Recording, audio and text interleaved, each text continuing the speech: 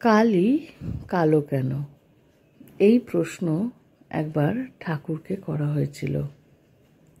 ঠাকুর এত সুন্দরভাবে বিশ্লেষণ করলেন যা সাধারণ মানুষও বুঝতে পারে।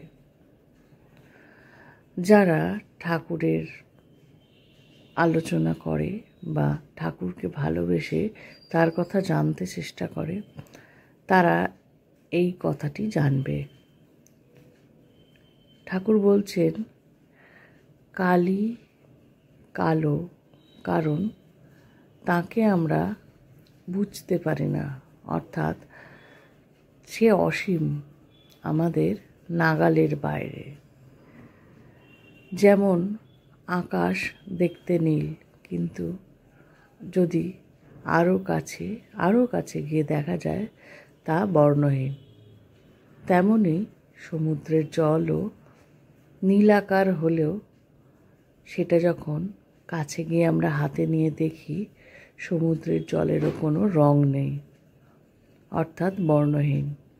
যে কোনো অসীম জিনিস আমাদের কাছে বর্ণহীনই লাগে, কিন্তু দূর থেকে আমরা দেখলে তার একটা নির্দিষ্ট রং আছে। তাই বলছেন ঠাকুর, যাই অসীম তাকে যখন চেনা যায়, জানা যায়, তা আমরা ঠিক বুঝতে পারি যে তার কোনো রং নেই।